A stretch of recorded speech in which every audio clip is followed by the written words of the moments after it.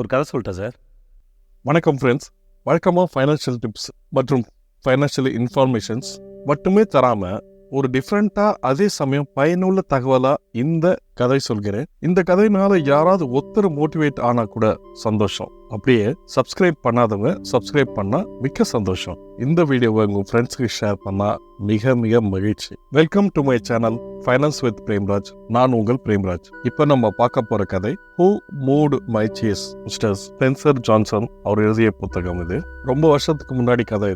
இந்த கதை உங்களுக்கு ஏற்கனவே தெரிஞ்சிருந்தாலும் நான் ரைமிங்கோட சொல்கிறேன், கேளுங்க. இந்த கதையில் 4 கேரக்டர், ஸ்னிஃப் மற்றும் ஸ்கரின்னு 2 எலிகள். அது மட்டும் இல்லாமல் ஹெம் அண்ட் ஹா அப்படின்ட்டு 2 சிறிய மனிதர்கள். அவங்களும் எலி சைஸில் தான் இருக்கிறாங்கன்னு வச்சுக்கோங்க.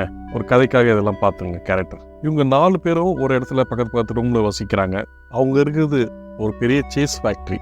அதில் ஒரு ஓரமாக இருக்கிறாங்க, அவங்க தங்கிட்டு இருக்கிறாங்க. தினம் காலையில் ஏஞ்ச உடனே அவங்க அந்த ஃபேக்ட்ரிக்குள்ளே போவாங்க. ஒரு இடத்துல சீஸ் இருக்கும். அந்த சீஸ் இருக்கிற இடத்துக்கு பேர் நம்ம ஸ்டேஷன் சின்னு பேர் வச்சுக்கலாம். இதே மாதிரி எதனா அவங்க போயிடுவாங்க, அங்கே சாப்பிடுவாங்க, ரொம்ப சந்தோஷமாக இருப்பாங்க, எதை பற்றி கவலைப்பட மாட்டாங்க, திரும்பி வருவாங்க. இதில் ஸ்னிஃப் அண்ட் ஸ்கரியும் காலையில் ரொம்ப சீக்கிரமாக ஏஞ்சி அவங்க போவாங்க அந்த ஸ்டேஷனுக்கு. போயிட்டு அங்கே இருக்கிற சீஸை சாப்பிடுவாங்க, வருவாங்க. ஆனால் இந்த ஹெம்மோ ஹாவும் ரொம்ப லேட்டாக ஏஞ்சி ஆரம்பிப்பாங்க.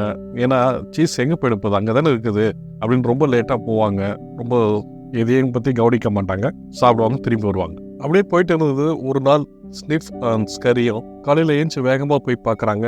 அந்த இடத்துல சீஸ் ஸ்டேஷனில் சீஸ் இல்லை. ஆனால் அது அவங்களுக்கு ஆச்சரியத்தை தரல.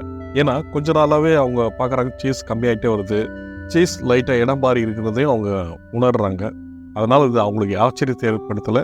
அவங்க புதிய சீஸ் கண்டுபிடிக்க போகிறாங்க. இங்கே சீயிங் சேஞ்ச், மாற்றத்தை அவங்க பார்க்குறாங்க. ஆன்டிசிபேட்டிங் சேஞ்ச், மாற்றத்தை அவங்க ஏற்றுக்கிறாங்க. அடாப்டிங் சேஞ்ச், மாற்றத்துக்கு தன்னையும் மாற்றிக்கிறாங்க. அதனால அவங்க 2 பேரும் வேற எங்கன்னா சீஸ் இருக்குதா கண்டுபிடிக்க போகிறாங்க. No more cheese, go find it out the new cheese. ஒரு இடத்துல சீஸ் இல்லைன்னா இன்னொரு இடத்துல கண்டுபிடிக்கிறதுக்கு நம்ம தயாராகணும்னு சொல்லிட்டு அவங்க கிளம்பிடுறாங்க. வழக்கம் போல் எம்மோ ஹாவும் ரொம்ப மெதுவாக எஞ்சிக்கிறாங்க. எப்படி இருந்தாலும் சீஸ் அங்கே தானே இருக்கு போதுன்னு போய் பார்க்குறாங்க. திடீர்னு பார்த்தா அவங்களுக்கு ஆச்சரியம், அதிர்ச்சி தாங்க முடியல. எப்படி சீஸ் இல்லாமல் போக முடியும், யார் நம்மளுக்கு துரோகம் பண்ணாங்க அப்படின்னு ஒரே கத்துறாங்க, கதறாங்க. இந்த சீஸ் வைக்காம போயிட்டாங்களே அப்படின்னு ஒரு மாதிரி, இது சீஸ் வச்சே தானே ஆகணும், அவங்க இது நம்மளோட உரிமையில அப்படின்ற ஒரே புலம்புறாங்க. அங்கே சீஸ் இல்லாதது அந்த மாற்றத்தை அவங்களால ஏற்றுக்க முடியல.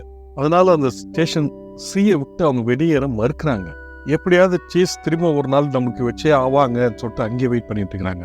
நேரம் போக போக ஒருத்தருக்குள்ள சண்டை ஆகுது. உன்னாலதான் இது மாதிரி ஆச்சு, என்னாலதான் இந்த மாதிரி ஆச்சுன்னு ஒரே சண்டை. அங்கேயே துயரமா உட்காடுறாங்க, சோகமா இருக்கிறாங்க, பிடிவாதமா இருக்கிறாங்க.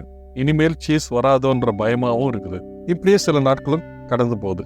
அதுல ஹாவ்ன்ற நபர் மட்டும் இந்த இப்படியே இருந்த வேலைக்காவது நம்ம புதிய சீஸை கண்டுபிடிக்கணும்ன்ற முடிவு பண்றாரு. அங்க இருக்கிற செவத்துல அவர் எழுதுறாரு, பெட்டர் லேட் தென் நெவர் அப்படின்ட்டு. எந்த வித மாற்றத்தையும் நமக்கு ஆபத்தை ஏற்படுத்தும்ன்றதை உணர்றதை விட எந்த ஒரு மாற்றம் நம்மளுக்கு உதவியா இருக்கும்ன்றது நினைக்கிறாரு. அந்த மாற்றத்தை ஏத்துக்கிறாரு. அதுக்காக எதனா ஒரு சிக்னல் கிடைக்குதான்றதை பார்க்கறாரு. அதனால மாற்றத்துக்கு தன்னை உட்படுத்தி கொள்கிறாரு. மிக விரைவில் அவர் இந்த இடத்த விட்டு வெளியே போறாரு. புதிய சீஸ் கண்டுபிடிக்கிறதுக்காக போறாரு. அந்த புதிய சீஸ் இருக்கிற ஸ்டேஷன் என்ன நோக்கி அவங்க நவர்றாங்க.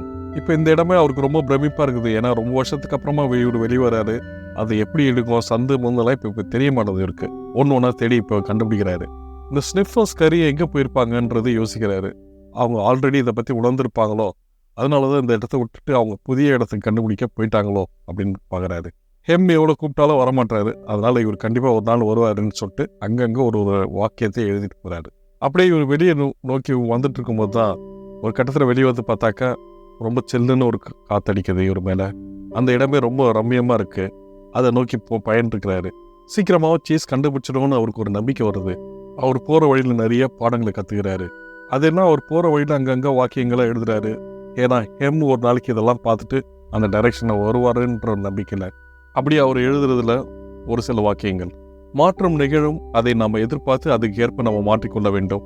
மாற்றத்துக்கு பயப்படுவது இயற்கையானது, ஆனால் நடவடிக்கை எடுப்பதன் மூலம் நம் பயத்தை போக்கலாம். பழைய சீஸை எவ்வளோ விரைவாக விட்டு விடுகிறோமோ அந்த சீக்கிரமாக புதிய சீஸை கண்டுபிடிக்கணும். புதிய சீஸ் பழைய சீஸோட வித்தியாசமாகவும் சிறப்பாகவும் இருக்கும். இப்படின்னு இவர் போகிற இடத்துல தான் ஒன்று எழுதி வச்சுட்டு போகிறாரு. அவர் நம்பிக்கை வீண் போகலை. இறுதியாக ஒரு இடத்தை கண்டுபிடிக்கிறாரு. அந்த இடத்துல சீஸ் இருக்கிறதையும் அவர் கண்டுபிடிச்சிடுறாரு. அது ஸ்டேஷன் என்ன, அங்கே ஆல்ரெடி ஸ்னிஃப் அண்ட் ஸ்கரியும் இருக்கிறத பார்க்குறாரு. ரொம்ப சந்தோஷமாகறாரு. ஒரு நாள் எம்மும் இந்த இடத்த தேடி வருவாருன்ற ஒரு நம்பிக்கை கொள்றாரு. ஏன்னா என்னதான் நம்ம மாற்றத்தை நோக்கி அவரை வற்புறுத்தினா கூட அவராக மாறாத வரைக்கும் எதுவும் நடக்க போகிறதில்ல.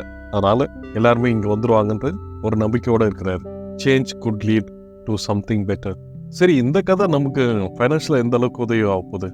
ஏன்னா நாம் காலையில் ஏஞ்ச உடனே ஒரு கம்பெனிக்கோ எதுக்கோ ஒர்க் பண்ண போகிறோம். அங்கே மாங்குன்னு வேலை செய்கிறோம். நம்மளுக்கு தெரியாது ஒரு நாள் அந்த கம்பெனி நம்மளை தூக்கிடும், இல்லைன்னா அந்த கம்பெனி வேற ஒரு மாற்றத்துக்கு தயாராகிடும். திடீர்னு நம்மளுக்கு வேலை இல்லாமல் போகும். உடனே நம்ம அந்த சூழ்நிலையை மாறுறதுக்கு நம்ம ரெடியாக இருக்கணும். வேலை போயிடுச்சேன்னு சொல்லிட்டு அப்படியே உட்காந்து இடிஞ்சு விழுந்துடக்கூடாது. நம்ம வேலை பார்த்துட்டு இருக்கும் போதே அதர் இன்கம்கான சோர்ஸை ரெடி பண்ணிட்டணும். நான் சொல்கிறது, இப்போ திடீர்னு வேலைக்கு போயிட்டுருக்கிறவங்களாம் உடனே வேலையை விட்டு நிற்கணும் இல்லை. வேலைக்கு போயிட்டு இருக்கும் போதே இன்னொரு இன்கம்கான சிறிதளவு உங்களால் எதுவும் இன்வெஸ்ட் பண்ண முடியாமல் எதனா செய்ய முடியுமா, கைத்தொழில் எதனா கற்றுக்க முடியுமா அப்படின்றத பார்க்கணும். கைத்தொழிலில் சிற்ப கலைகள்லாம் நீங்கள் போயிடாதீங்க. ஒரு பெயிண்டிங் பண்ண முடியுமா? பெயிண்டிங்னா ஆர்ட்ஸ் கிடையாது.